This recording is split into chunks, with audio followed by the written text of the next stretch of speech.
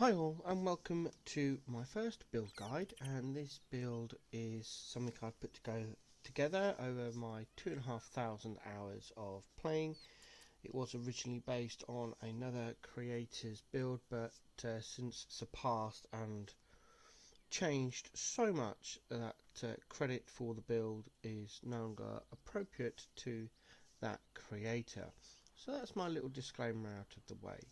This is a build solely for the TAV, the player character, the avatar, your character, whichever one term you prefer. I'm going to refer to it as the TAV or TAV throughout this video, so you know who I mean. This is a multi-class build, and therefore it's not relevant to Explorer game mode, and I won't be mentioning Explorer game mode again in any of the build guide series. This is one and only Spotlight. This build is available for Balanced and Tactician. It works in both. Do not try this build in Honor mode. It won't perform very well. So that's that little disclaimer as well. With all that out of the way, let's get into it. So this is at end game level, but we are going to go through the leveling process. Let's talk to our buddy Withers here.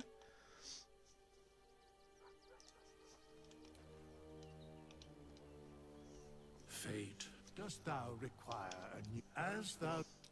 And we are going to start right back at the beginning and walk you through the process. At character creation, we actually start off as a ranger. Let's just fight off a ranger, and this is because the starting gear for a ranger is actually really pretty good for the TAV. So we go into creating a ranger. Then we would take Keeper of the Veil, and that will give us the proficiency in Arcana, which is quite handy to have at the first few levels. The cast Protection from Evil and Good is irrelevant. I never use it. It's not worth the spell slot to cast, but the Arcana proficiency is really good at the first few levels. Natural Explorer, we go for Wasteland Wanderer Fire. This is also based on playing a Dwarven Dwergar as your starting race. If you play a different race, it could change the various skills and or equipment, because if you start off with a different race, they'll have different weapon proficiencies, etc. Stat wise, we dump strength and intellect straight down. We keep strength at 10 just because we've got a few odd points left over, and having strength 10 allows us to carry a little bit more extra weight whilst we go through the various levels. Starting a stat at 17 is completely pointless, so we'll go down to 16. We'll go up to Constitution 14 as we are a backliner character. We are a ranged character. Then we will change Wisdom to Charisma and drop our Wisdom down to 10, and then bump our Charisma up to 16.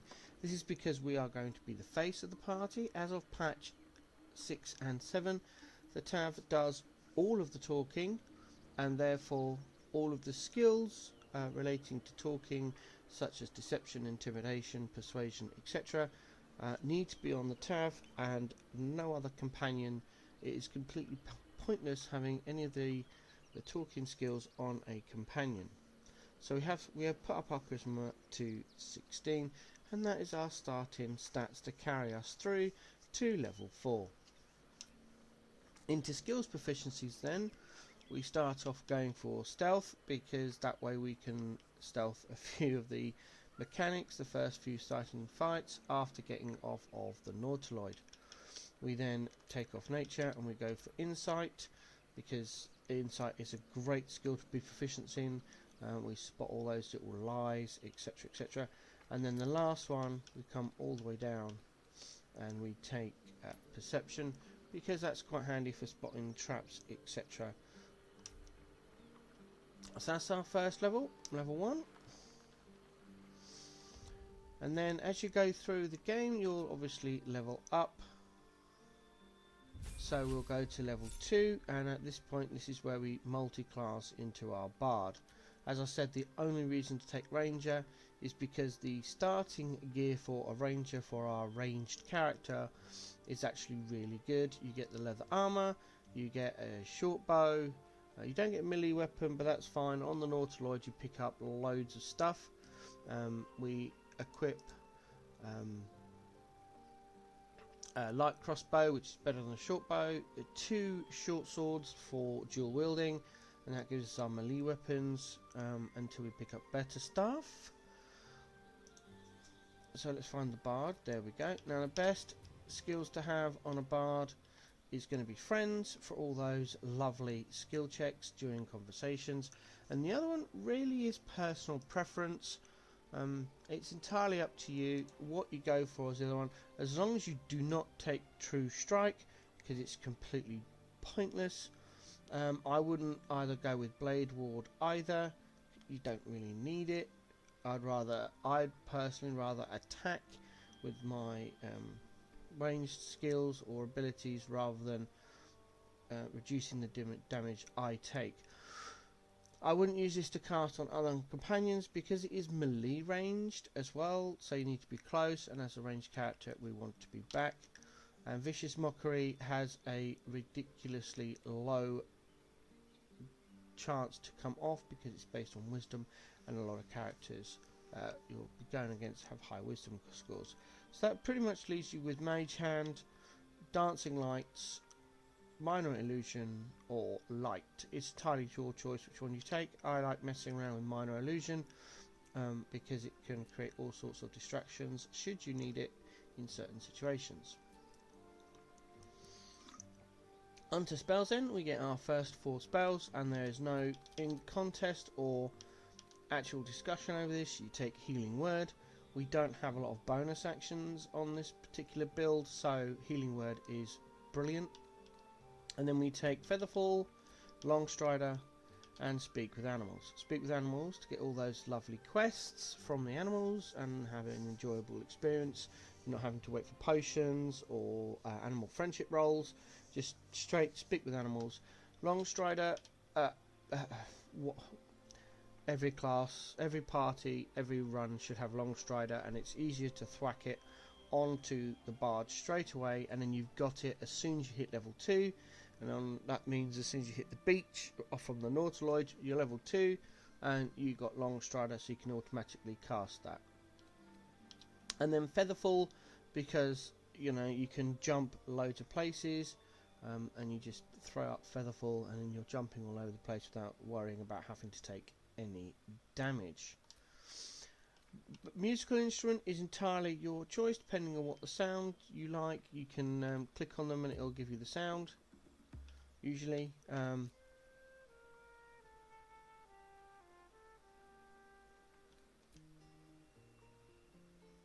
just about hear it there. I prefer to go with the flute, but it's entirely your choice. You'll get whichever one you choose into your inventory for free. Skill proficiency, we go straight down all the way to the bottom, and we pick up Persuasion, because Persuasion actually influences the prices of your trading. So everything, if you trade, well, you should only be trading with your Tav. With our charisma, high charisma of 16 plus our proficiency bonus in Persuasion, this will make the vendor prices cheaper by approximately 30% on balance and about 20% on tactician, I believe. It could be slightly different. I haven't done a tactician run for a while. But that's our level 2, and so we're now level 1 ranger, level 2 bard. Level 1 bard, sorry. Bard level 2, as you go, we get Jack of all trades, so half our proficiency will be added to all of our skills, which is amazing. We also get Song of Rest, so we now have 3 short rests as of level 3, which helps out quite a bit. Spell wise, at this point, I would take Fairy Fire, because this will help out with all your other characters, getting everyone advantage. It also prevents people from going invisible unless they have some sort of boss mechanic. or if they are already invisible, you can use Fairy Fire to make them visible. Really handy spell to have, and we get it at level 3. There are a few other spells there. You could take Heroism if you wanted to, but the frightened condition doesn't really start appearing until Act 2, and gaining 5 temporary hit points each turn is not really worth it. Plus it's also a melee skill, so if you're wanting to cast this on your frontline fighters, you're going to have to get into melee, and this build is pretty bad at melee. It can do it, but it doesn't have the tools to do it in the way I have built it. We also, because we're a Dwergar, we now get enlarged, so we're going grow size in size to become stronger, gain ability to check saving throws, etc. And we also get a D4 damage. This is once per long rest, and it lasts for 10 turns, but it can be quite useful.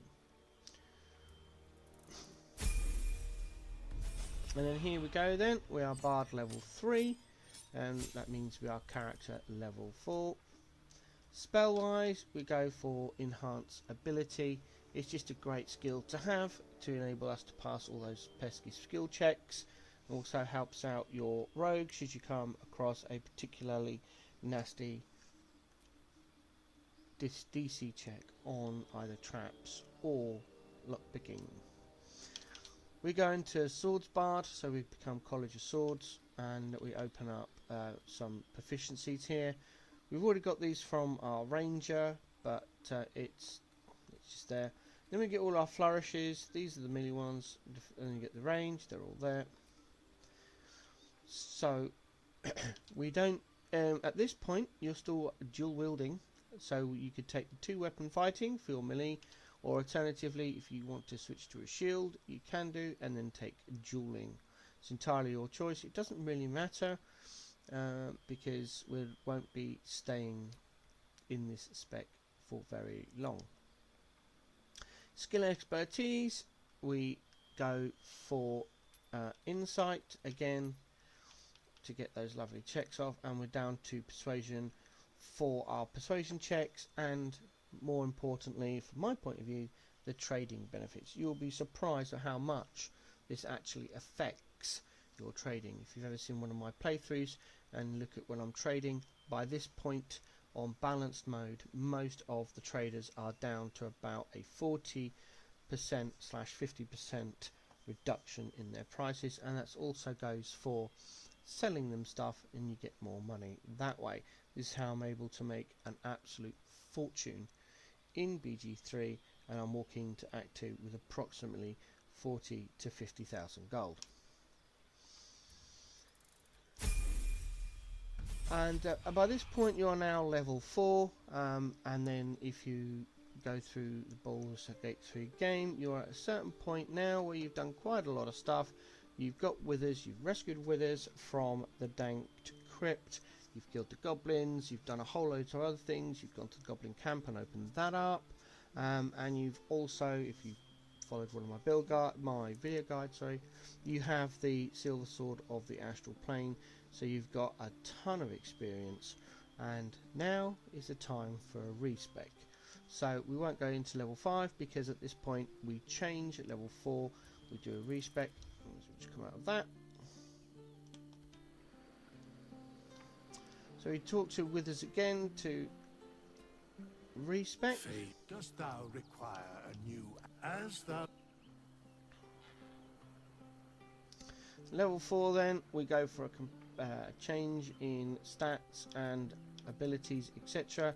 We now become a fighter, and we do fighter at level 1 because it's the only way to get heavy armor proficiency. Without spending a feat, you can get heavy armor proficiency from either going fighter, paladin, ranger, and getting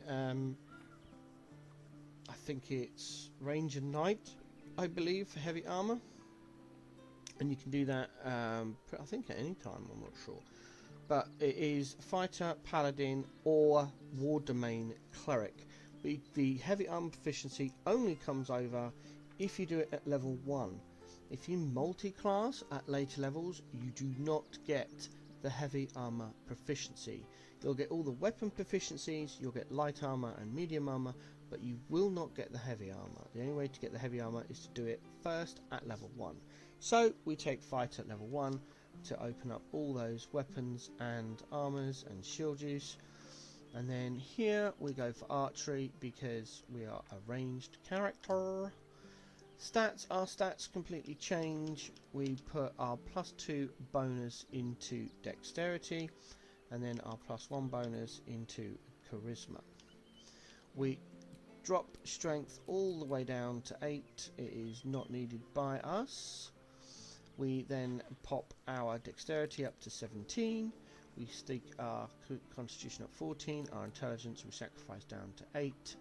We sacrifice our wisdom down to 10. And again, we're bumping our charisma up to 16.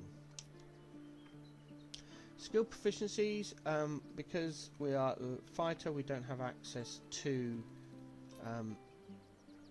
persuasion at this level, so we'll take insight, and we will stick with intimidation. There are a couple of checks in the game where it's proficient to go intimidation rather than persuasion, so we'll pick up that one there, and it's the only one of the 3 charisma based chat skills that we actually have access to, so you might as well take it. And we get into level 2 because we've got 4 levels immediately, because we are level 4 by this point. We go back into our bard and we take pretty much the same choices as we did on our first one.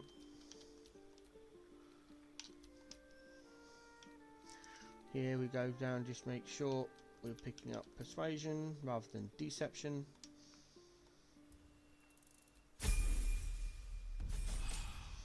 Level 2 bard, we'll pick up the fairy fire again. Get that enlarged from being a Duergar. Level 3, we'll go for ability enhance again. Into College of Swords. And at this point we are walking around with a shield, so we would go for dueling to get that additional 2 damage if you ever hit with a weapon. Basically, we don't do 2 weapon fighting because we are not dual wielding anything. We use short bow, long bow, and then we are using a shield, so dueling is the best one to be. Skill expertise, again we come down for persuasion and insight. But oh, what did I not unclick? No, there it is, persuasion. Yep, insight, persuasion. There we go. Into our level 4 bard, which makes us level 5 overall. At this point, again, it is completely personal choice what you take here. I will avoid Mistress of Mockery, avoid Blade Ward, and True Strike. Don't take those 3 in my personal opinion, but any of the other 3, Mage Hand Light or Dancing Light, it's entirely your choice. I go for Mage Hand. I very rarely use it, but it's just nice to have in case you want it. For our spell, we would actually go for Hold Person. I would prefer Confusion in Thrall, but I've tried it and it's not that great. Blindness can be a good one, but it requires a con save by the enemy, and most enemies have a high constitution, so the likelihood of you actually getting it off is slim to none, but Hold Person is quite nice. And then at this level we also get another Duergar ability, which is Invisibility. It's another reason why I love playing Duergar. For our feat, we pick up Ability Improvement for our Dexterity.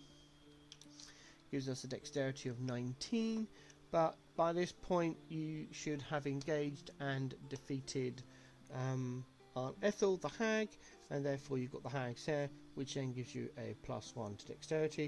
If you want to try how to do that, watch one of my playthroughs. I always do it every single time.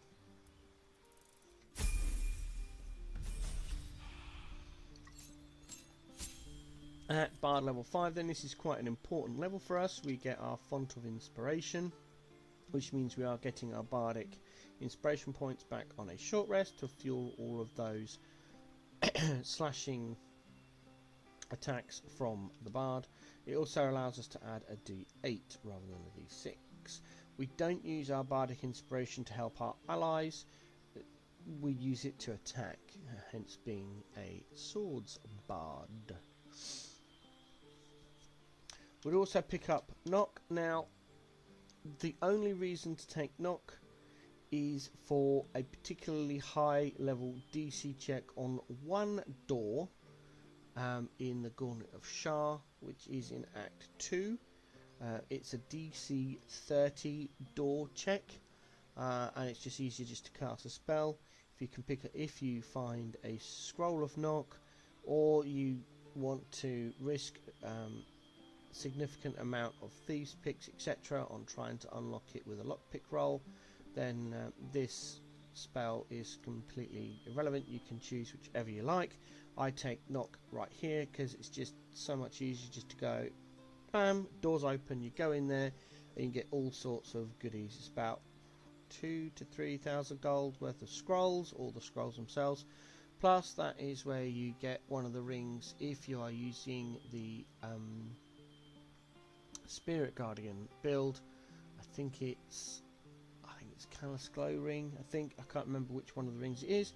One of the rings you need for that build is located in that locked room, so it's just easier just to pop the knock, and at later levels we can take it out.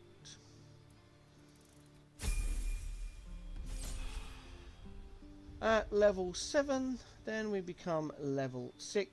The reason we go level 6 is to pick up the extra attack. We also get another spell.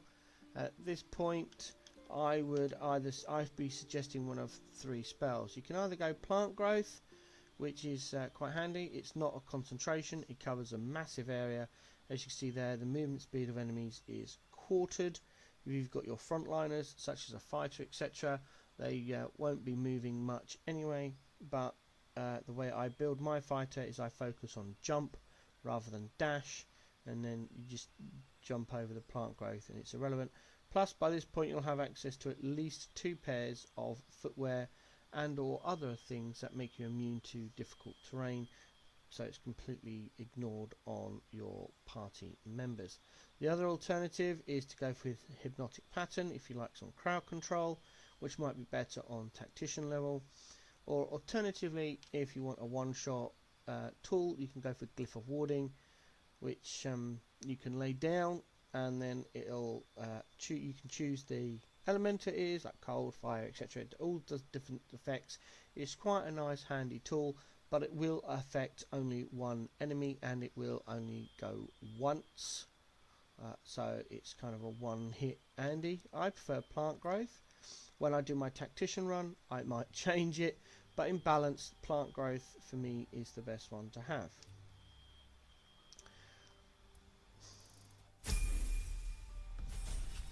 Here we are then at the lofty heights of level 8 overall, and that is when we put more levels into fighter and we pick up our action surge.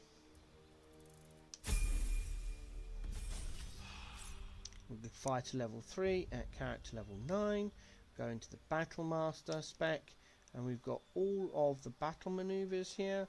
I prefer picking up precision attack to help us out, and then we would go for trip attack to get that prone to help out our frontliners. So once an enemy is prone, all attacks within a certain range have advantage, and that is massive for some enemies, and even better when we start on Tactician. Right? The other one is completely your choice. I would possibly select rally, or you could go pushing attack if you like throwing people off of edges. You could go for maneuvering attack, but what I would say with maneuvering, you can you target a friendly creature to give them more movement, but that's remaining movement. So if a character hasn't moved, they'll get quite a significant boost. If a character has moved, then if they've only got 50% remaining movement, they'll get additional movement based on that. So if they've got 50% of their movement left, they'll only gain 25% of their movement. So it's a bit, it could be good.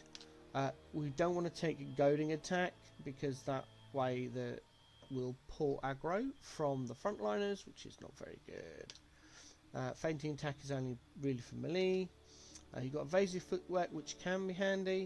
You can pop that and then you can walk out of melee, but we've got gear that will do that for us. Distraction shot can be handy, so can disarming attack, although most bosses can't be disarmed, which is where you really want it. And you could also use commander strike if you so wish. My preferred one is to take, where is it? I usually end up either taking distracting strike or evasive footwork. Here I'm just going to take evasive footwork for speed more than any decision, but it is completely your choice, that third one. At level 10, fire to level 4 then. We pop into our feat and we pick up sharpshooter, which is why we pick up precision attack. So sharpshooter pretty much stays on. You can use your precision attack, oils of accuracy from your potion maker to help buff. We'd also have dexterity of 20 at this point. I know the sheet says 19, but we've got Auntie Ethel's hair for +1, which brings us to 20, giving us a +5. So the attack roll there is completely negated just by our dexterity.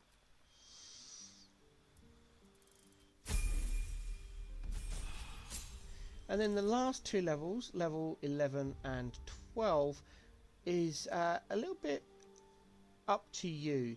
Potentially what you could do at level 10 is, I don't do this, but what you could do if you wish, is to respec again and then put 5 levels into Bard. We've got to go level 5 Bard because we want the improved Bardic inspiration. And then you could put 7 levels into Fighter for the 12, which will give you more battle maneuvers because it's levels. You get some more, and you'll get another feat at level 6. You'd also get level your extra attack here. They don't stack, so the extra attack you would get at level 6 Bard, and the extra attack you'd get at level 5 level 5 Fighter do not stack. It's only one extra attack. What you would be losing is the spell, plant growth, hypnotic pattern, glyph of warding, or an other choice of yours. But you also lose counter charm. I never use counter charm on balance mode, but it could have some use in tactician mode. Here though, I flip over to a bard and go level 7 bard for more spell slots. We have now unlocked level 4 spells. Again, here is completely your choice what you pick up. You could pick up one of the ones we haven't done, like Hypnotic Pattern, Glyph of Warding, Cloud of Daggers, Lesser Restoration. You could also pick up Greater Invisibility, Freedom of Movement, Dimension Door, all those kind of things. Don't pick up Confusion unless you're using mods. The confusion in the base game is broken, so don't take that. Other than that, have a look around, see what you want to take.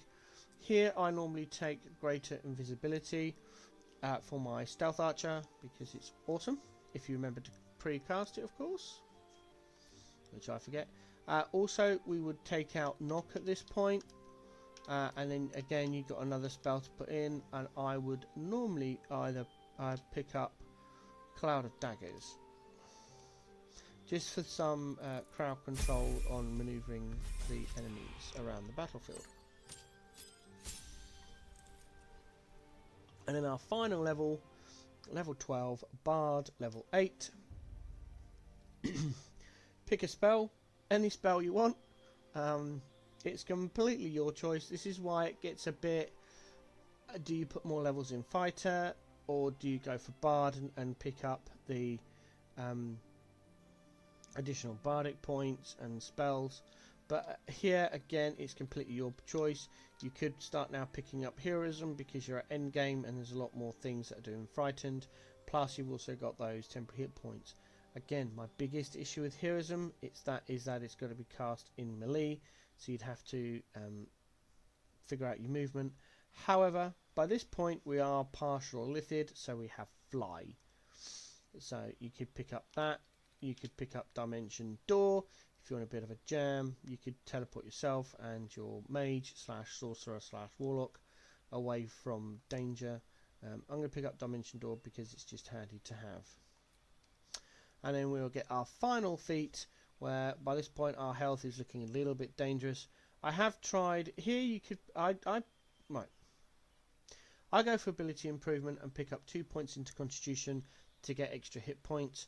However, you could pick up, let me just find it, Lucky. That could be a good one. Or the other one I have played around with, which is really good, I just stopped picking it up because I forgot, is Mobile. Because we are a Dwarf Dwergar, we don't have the same movement as some of our larger fellow companions, so the movement speed increases, difficult terrain, it's all there. But if you move after making a melee attack, you don't provoke opportunity attacks. So what you could do is make a melee attack regardless of whether it's successful or not, which then means you can move out of melee and then use your dexterity to shoot stuff. You could also take Performer if you really wanted to, and get a point in Charisma, but that would give you an uneven score, which is a little bit pointless really.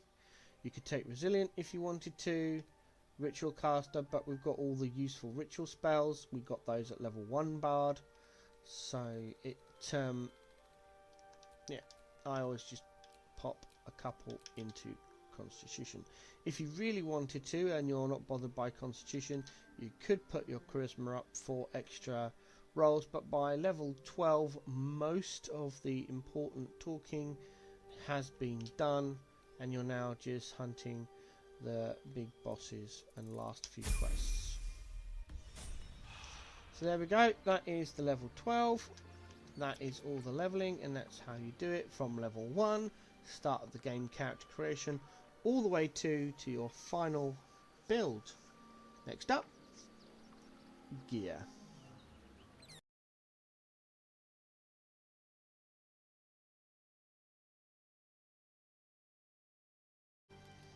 Here we are then with gearing for our character. Now my character is fully spec'd and geared out at level 12 with all available of all items in the game.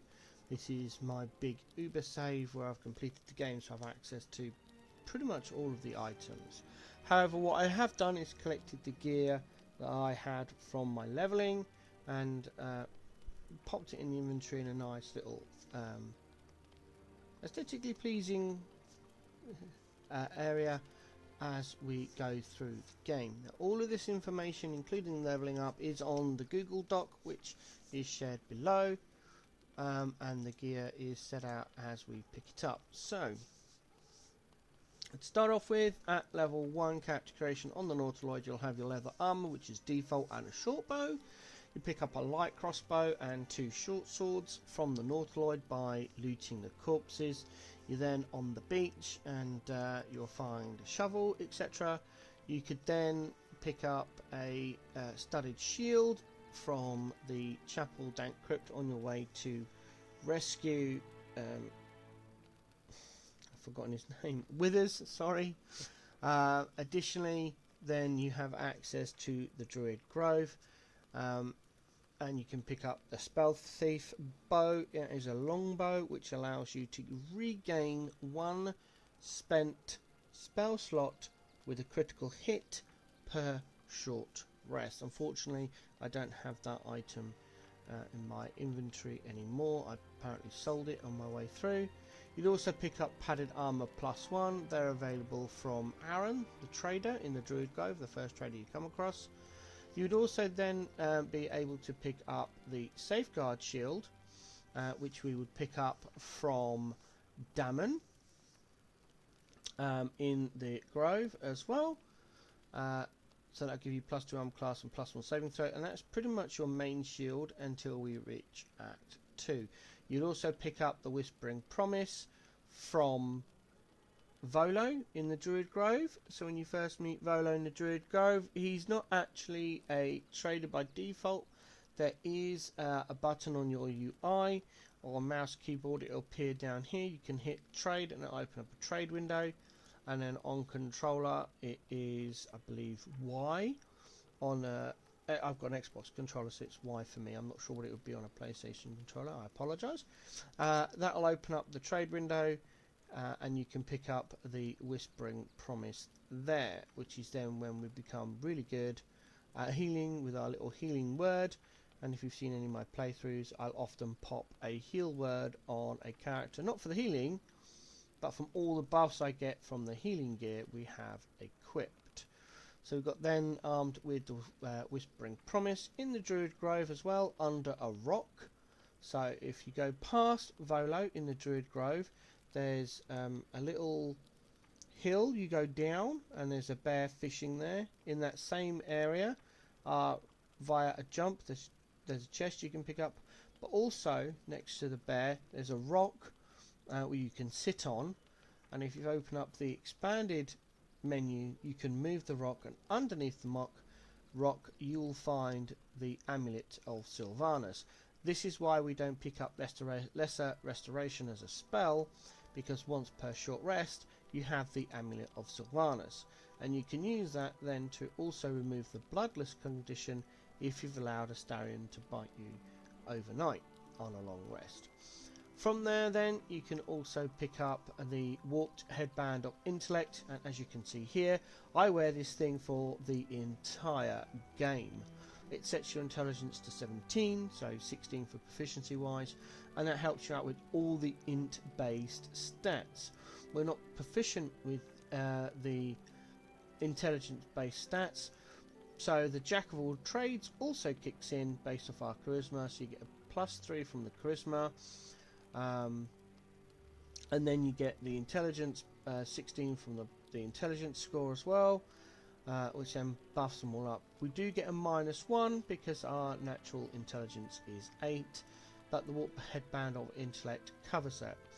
The way to get the Warp Band of Intellect is to go and find Lump in the Blighted Village, go into Stealth, and then kill him. A lot of people choose to chat to the ogres in Blighted Village and pick up the horn, but that horn can only be used once, maybe twice, and it is only applicable to Act 1. Once you move away from Act 1, the item is useless. So this headband of intellect for your face of your party, if you like, is so much better. And like I said, I'm at end game on this particular playthrough save here I'm showing you, so, and I'm still wearing it. It is just so good for what it does. We'd also by this point have access to Hide Armor +2. You can pick up that up from Grat the Trader in the Goblin Camp. You'd also pick up the Boots of Aid and Comfort, so when you heal someone you gain 3 temporary hit points, which is quite nice in the early game. And then we'd also pick up the Gloves of Archery, mainly for the damage. We are proficient with all ranged weapons by this point because we are a level 1 fighter, and it's just a nice pair of gloves to have. From there then we would proceed through the game. We'd come across a tadpole, and by this point you should have done enough long rests to engage with the Guardian, who will then open the ability for you to munch down some tadpoles or parasites. This build is focused around having those, so at that point you would then open up Favourable Beginnings, Luck of the Fair Realms, Charm, and Concentrated Blast. You should have 4 tadpoles by this point.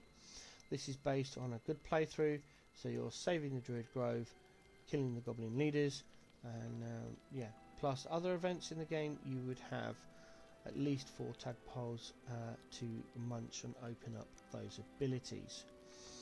From there then you would also have access to Priestess Gut, prior to killing her, you would walk up to her and get branded.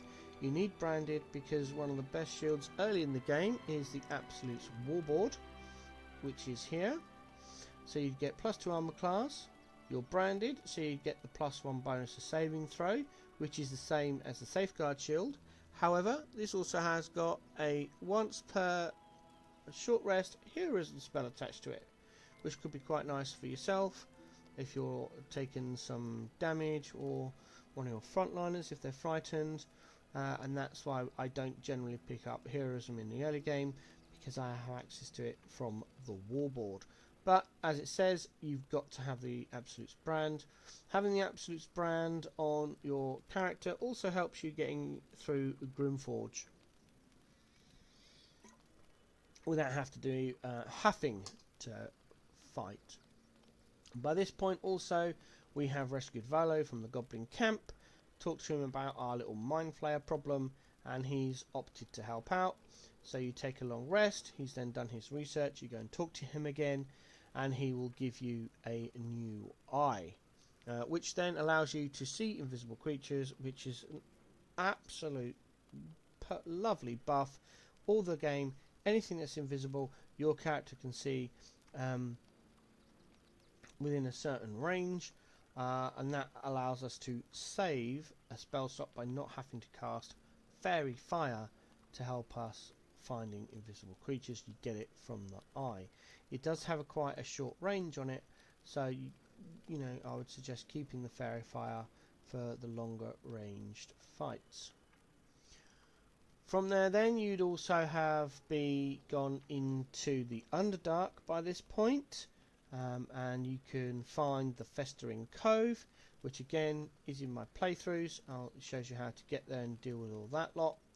And in the Festering Cove is well, not hidden, it's just a little bit out of the way chest, which contains the slippery chainmail. Now unfortunately, again, I don't have that item, and I didn't prepare to have it up on the wiki page. Let me just find that for you very quickly.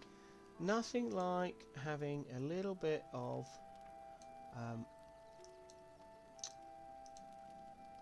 random. There we go. Let's get it up on the other screen. So there it is. There's a slippery chain shirt. It's a medium armor, which we can wear because we're a fighter.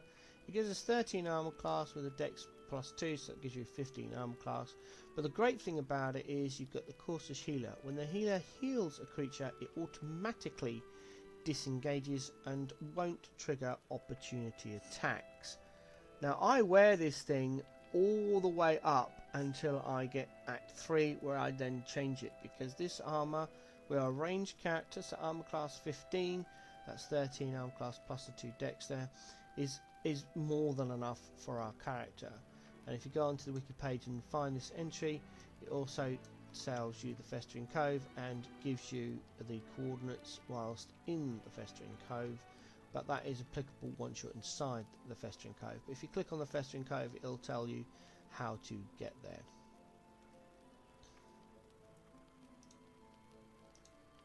There we go. So once we've got the slippery chainmail, we've also then, as I said, in the Underdark, and we can go to the Arcane Tower, complete the Arcane Tower, and there is a stall of giant strength, I think it is. If you use fire to blow that area up, I usually use an arrow of fire. Then you get the Club of Hill Giant Strength, which sets your strength to 19. We've got strength 8, so we've got -1, but the strength 19 then offsets that.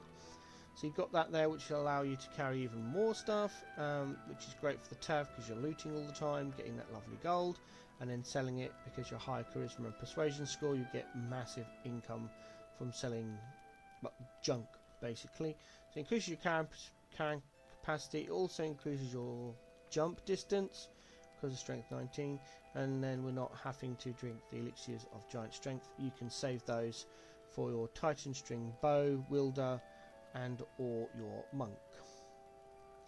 We'd also pick up the Pearl of Power Amulet. This is available from Amelium in the Myconid colony as long as you complete his quest, and that allows us to get a spell slot back.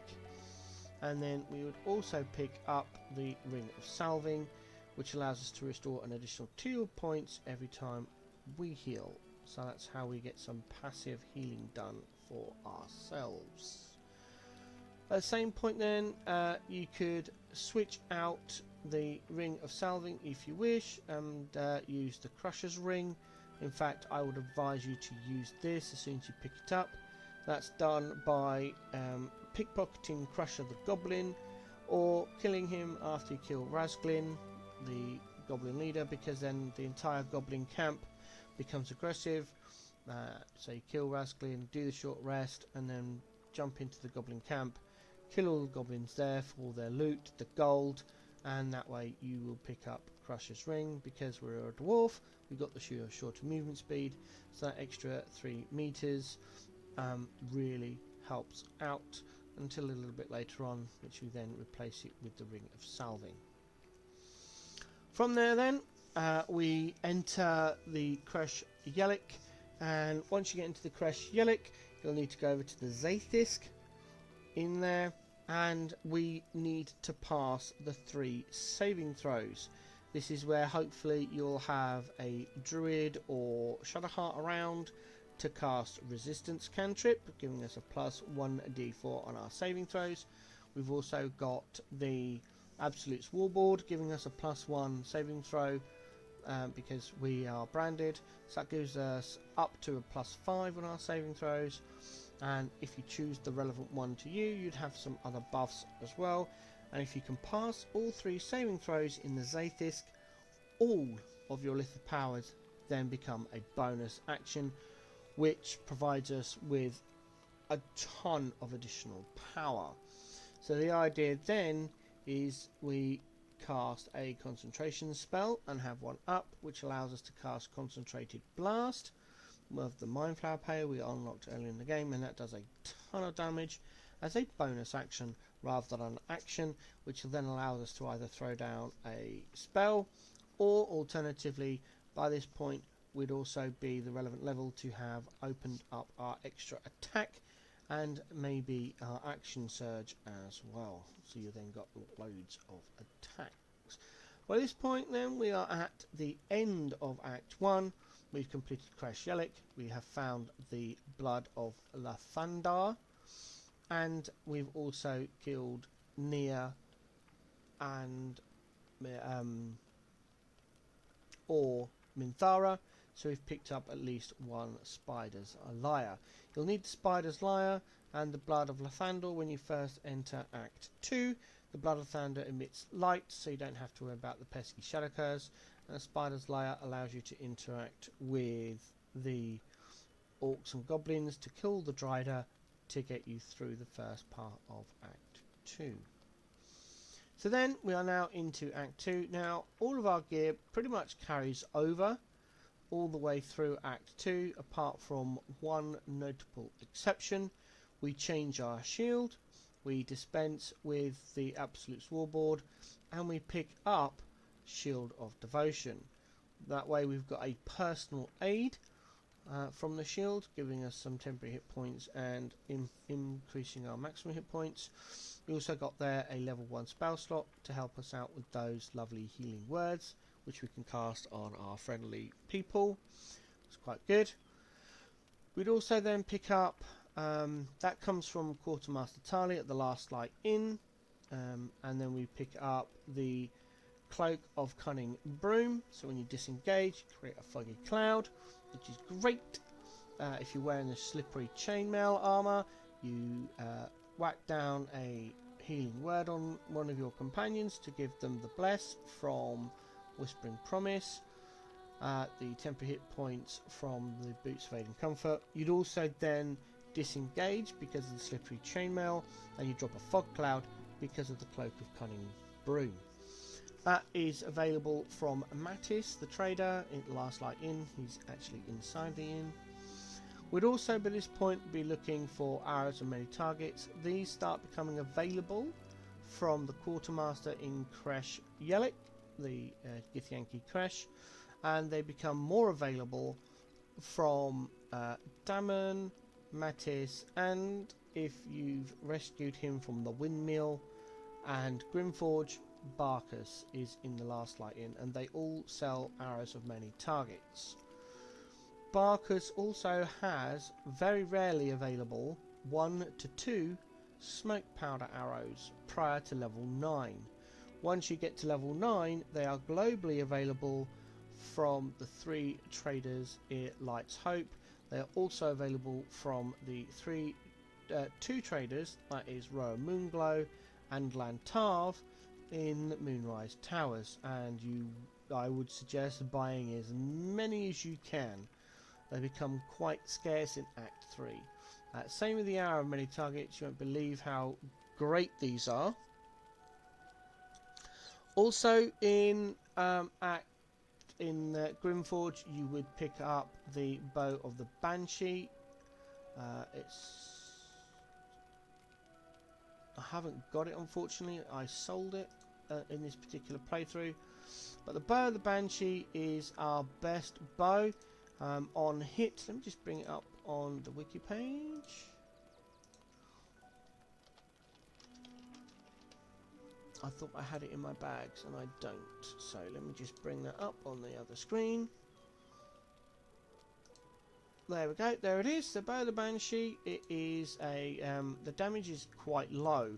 Well, you don't worry about the damage, it's also only a +1.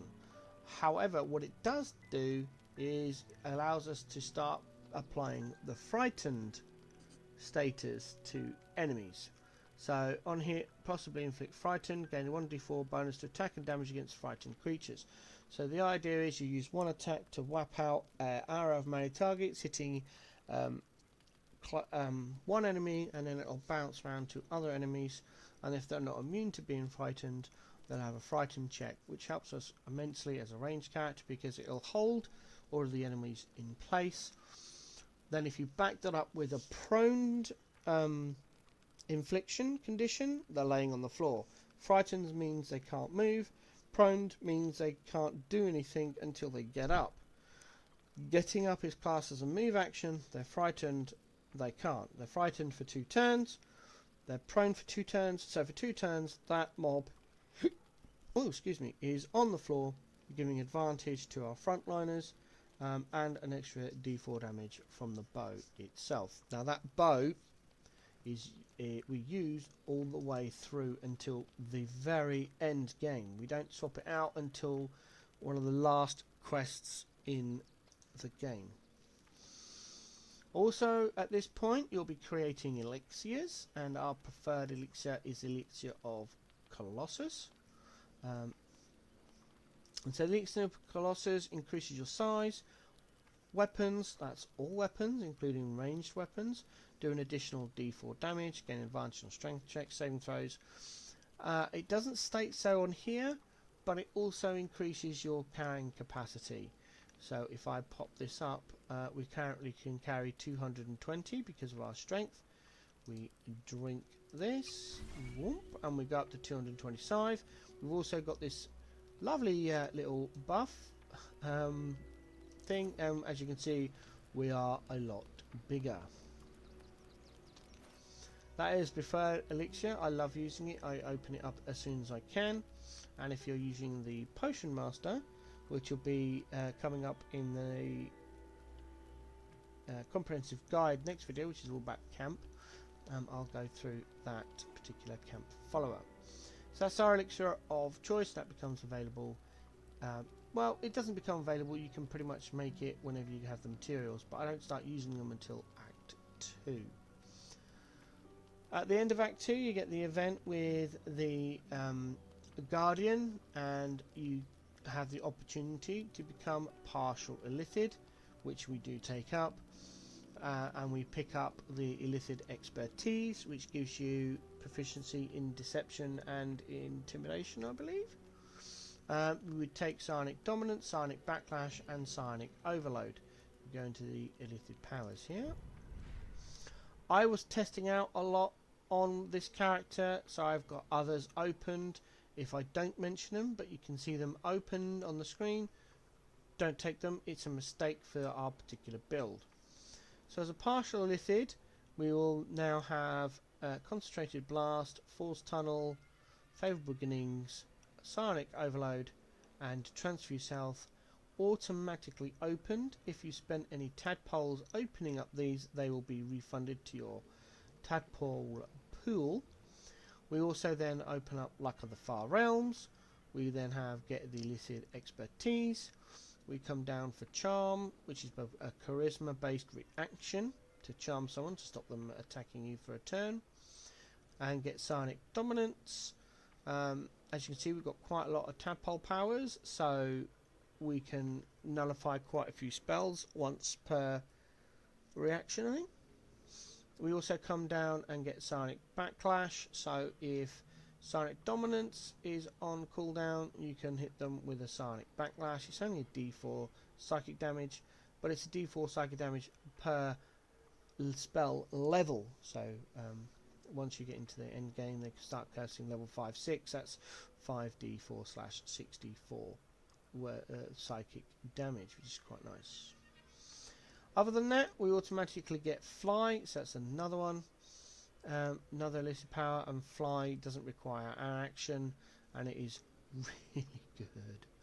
Also, all of these powers are now done on, like the Concentrated Blast is done on a bonus action, because we passed all the saving throws in the Zathis. We have the Awakened status. Other than that, there are no other illicit powers that I would suggest. I've tested all of them, and they're all pretty bad for our build as a ranged character. The only one that might want to take is Shield of Thralls.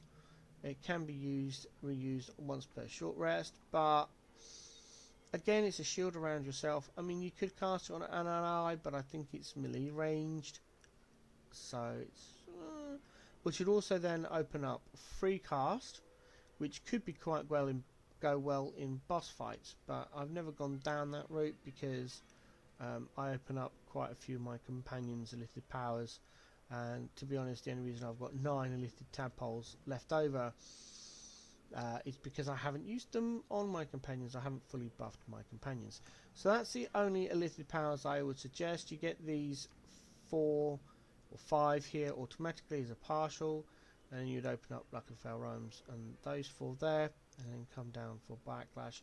Coming through the Shield of Thralls to get free cast is completely up to you. Avoid Perilous Stakes and Mind Sanctuary at all costs. They might look good, but they're not. Perilous Stakes has a very low chance of hitting, and free Mind Sanctuary, despite what it states, doesn't allow you to choose which action you use for the action you're about to take. So for example, if you're casting something that requires a bonus action and you want to leave it as a bonus action, you can't do that. The AI in the game chooses which action you will use. Even though it says actions and bonus actions can be used interchangeably, it's a lie. It doesn't work like that. So stay away from Mind Sanctuary, it's not worth it. By this point then, we are then into Act 3. You have availability of all the quests and most of the gear if you do all the quests, etc. So the first item we pick up is the Reviving Hands. This is available from Vicar Humbletoes in Stormshore Tabernacle, right next to the Basilisk Gate. It's as easy as walking up to him and bartering with him, or outright buying it. I prefer barter because I suppose you still got a lot of junk. And that is an upgrade to our Hellrider's Pride gloves, which we have been wearing for an age. It does exactly the same thing, although it doesn't say Blade Ward, it does Blade Ward and gives you strength saving throws like the Reviving Hands. Choose the Reviving Hands has a free Revivify. I don't use it because my characters don't usually die in the game. From there we then go through Act 3 down to the Lower City Central Wall area, where Sorcerer's Sundries is. Around the corner, just down the hill a bit, you'll find the Stormshore Armory, where you'll find 2 characters, Fitz and Gloomy Fenterson. Can't remember Fitz's surname. And it's Gloomy we're after because he holds the armour of agility, and this is when we say goodbye to that lovely slippery chainmail we have been wearing since Act 1. Our agility is really good. We get the full armour class, and our armour class goes up to 26 from our shield and our armour. Plus it also gives you +2 to all saving throws, which is really good. Love it. Also, you have the ability to go and do a quest in the city sewers. I'll provide the link to the quest is on the Google document at the bottom of the description there, so you can find out exactly how to do it. But our amulet then changes over to the chances a car connect. Once per long rest, you can use your reaction to make an attack roll or saving throw with advantage. Very handy when you're coming up against bosses. I interchangeable this and our Pearl of Power amulet. So if I'm not fighting a boss, I'll have the Pearl of Power amulet on, and if I'm fighting a boss, I will try to remember to put chances on, and that's how we do our amulets. From there then, the only other items are for the end game quests. You have reached level 12, congratulations. You have a few remaining quests that can only be done at level 12. So to start off with then, the first, one of the first quests you should be doing at level 12, or what I do at level 12, is to complete Shadowheart's quest and visit the House of Grief. From there, you will kill Viconia Defeer, and then you have access to the Handmaiden's Mace. At this point, it is a little bit of your choice. The Club of Hill Giant Strength gives you strength at 19. The only difference between 18 and 19 is carrying capacity. That's it. So at the moment you can see here I've got a 275 carrying capacity. If I put the Hill Giant Strength on, you gain an additional 13, so it goes up to 288. That's the only reason to keep the club Hill Giant Strength club. With the Handmaiden's Mace, if you're unfortunate enough to get into melee, the Handmaiden's Mace is a +2 weapon, and it does more damage. It's an 11 to 24 because it's got inherently that D6 poison damage built into it. We get the +2 from our strength, and then the +1d4 bludgeoning from our Elixir of Colossus. So if you do get into combat, you have a nice weapon you can bonk people with. We then upgrade our shield from our Shield of Devotion, which we've been wearing since the beginning of Act 2, into Viconia's Walking Fortress. It gives us +3 arm class and all the other benefits you can see there to keep our Tav alive, so they can apply the healing words and all sorts of other shenanigans. From there you also have access to the Mirror of Loss. I've got a guide coming out for that very shortly on how to do that, and that will allow you to interact with the Mirror of Loss, and through various things you can end up with a +2 stat, and we choose dexterity, so we get the +2, and as you can see there we get we chose to put our dexterity up to 15, then we get the +2 on it to make it 17, we get the Ethel's Hair to make it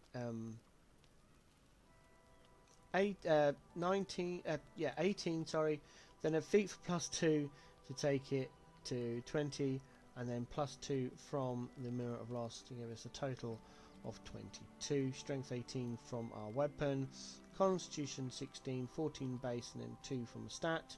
Intelligence 17 from our mirror, our helm, and then 16 is just base, and Wisdom is base as well.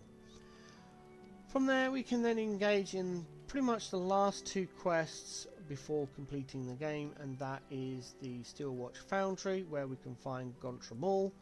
Again, the damage on the bow is not that great, but we can apply Guiding Bolt, which allows advantage to other characters hitting the same creature. Also glows. It also gives us Celestial Haste, which is haste but without the downside of lethargy. And then finally it is a +3 ranged weapon, meaning our range damage output becomes quite good. And that covers all of the gearing on this particular character.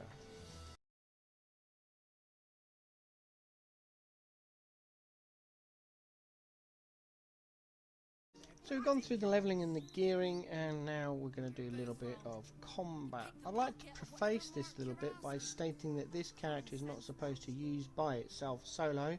It is a support character with the idea of having 2 frontliners and a dedicated ranged character, and this one fills in the little gaps wherever it's needed with a little bit of healing, a little bit of crowd control, etc, etc.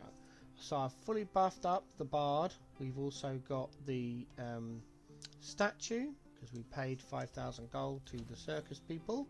We've got our statue. So we've got our sweet stone features there. We've got Speak with Animals, Longstrider, and the Elixir of Colossus, plus all our gear as gone through in the previous sections. Excuse me.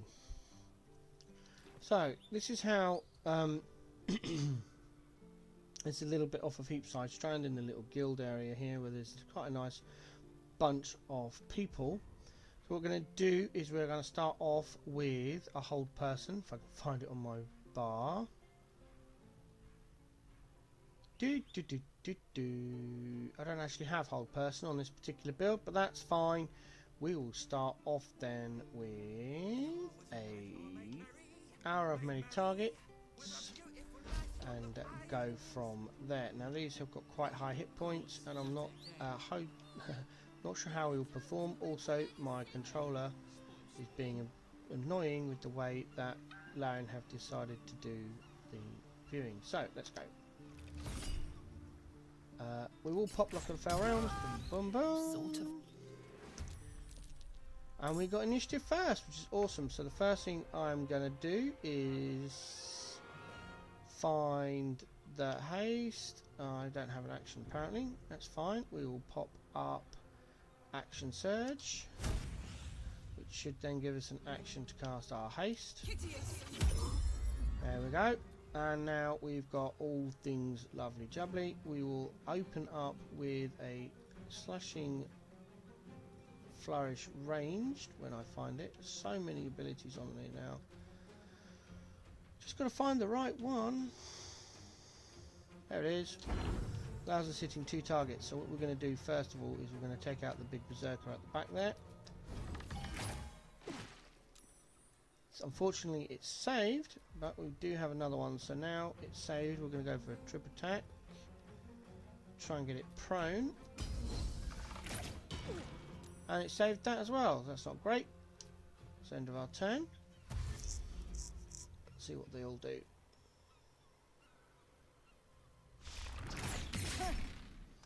Charm that. Saved. Unfortunate. This is why our armor class 23 comes into play.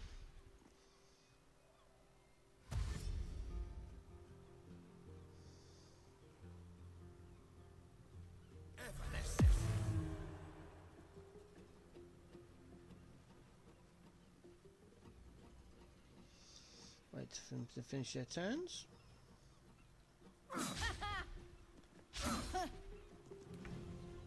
Alright, so now we've got at least 2 people next to us, and it looks like we've... Oh no, we do have our concentration up and running.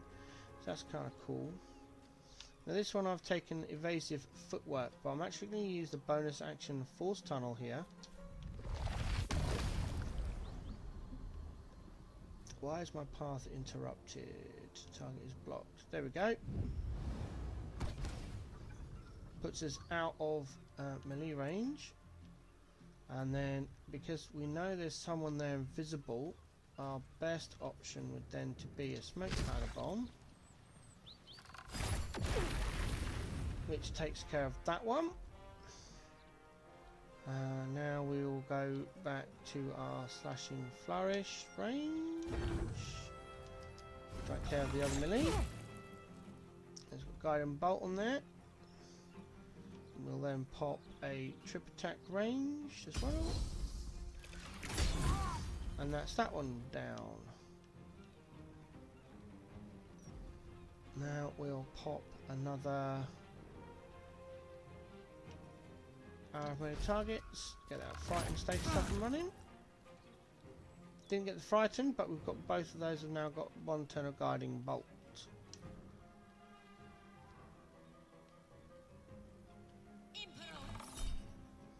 So backlash that.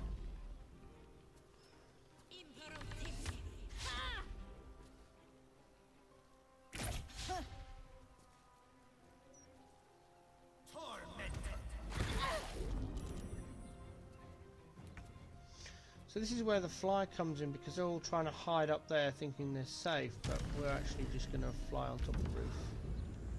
Let's put some nicely in our field of view. More slashing flash. We're actually going to try and take out the mage now. 1 shot should do it, but we will see what happens. No, it didn't, but that's fine.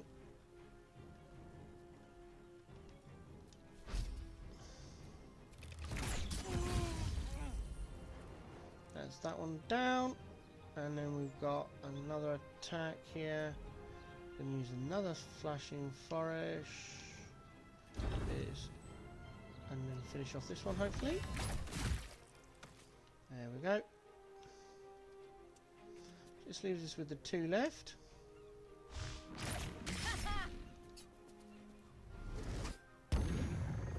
No more attacks from that one for this turn.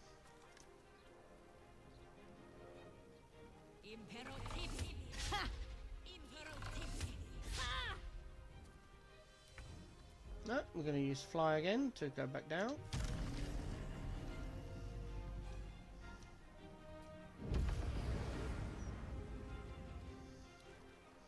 And move over here to stay out of melee range. There we go.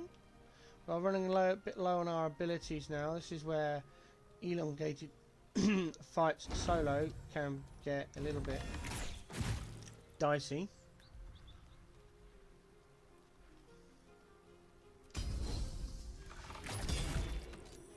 That puts them on the floor, and this last attack should just ease them out of it. There we go. So all that's left is that one up there. Can't actually target us. So again, we adopt the partial lifted flight to get on the same level. That's it. We now have 1 left, so we're just going to go for a trip attack range. Hopefully it'll succeed. It did. Brilliant. So we're now pretty much out of abilities here, so it's just a case of now whittling down with our attacks.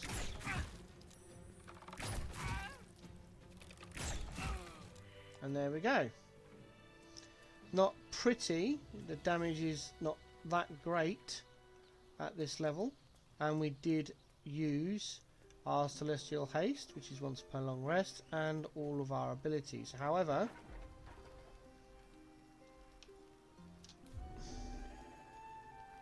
that took the edge off. We now have all our ability points back up, and we didn't have to use any spells. This is why this build can be good as a support character, because the support wise we've got the healing words there we can pop out. With other characters around, you can also invest in a fairy fire, potentially doing a bolt of celestial light as well, greater invisibility, all the other tools and tricks I have gone through. Additionally, you may have access to different spells than this particular build does, this particular version of the build. Yeah, that's it. Let's move to the outro. And there we go, we have covered all aspects of the Tav multi-class Bard fighter build that I use in every single playthrough for the last 6 months plus. Balanced Tactician, I even used it on my Honor Mode run, which I did, and I got up to the end of Act 1 with it. Act 3 in Tactician mode, and then I have completed the game using this build on the Tav once. A lot of testing has gone into this build with various gears and specs and different classes, etc, etc. But I have found for this particular build, in the way I like to play it, in that it's being the face of the party, it has some healing ability plus range damage. This is the best way to build it. And with that said, I hope you enjoyed this first build guide. Please provide any constructive criticism below on comment section. The Google Doc for the character is below, and hopefully that'll have all of the information you require to copy this build in your playthroughs. And here comes the build guide on the Google Doc now. Now, I apologise, I still haven't managed to get dark theme up. People have explained it to me in previous YouTube comments and or messages, and I whether it's my autism or just the way they explained to me, I can't get it. So this does have a lot of white, and I apologise for that flashbang. Here it comes. 3, 2, 1. And there it is. So here you'll see everything you need. You might need to scroll around a little bit to get it. I've made it as small as I can with all the equipment in Act 1, where you get it, how you get it, and where you should equip it. Here you've got a note there that once you've done the Gift Patrol at level 4, which is getting the Silver Sword of the Astral Plane for Lae'zel in Act 1. I've got a video how you do that. You then go to Withers and use your respec there, which is covered on the Characters tab, and then all of your equipment, where to get it in Act 1, Act 2, and then finally Act 3. And there we go, so that'll be linked down below. The next guide I shall be working on is based on the first character you meet after the Nordsloid, and that is of course Argyle Shadowheart. Her build guide should be out soon, TM. That's IRL and streaming dependent. I stream every day round about 1400 hours Central European time, that's 2 PM, give or take, again dependent on IRL responsibilities, etc.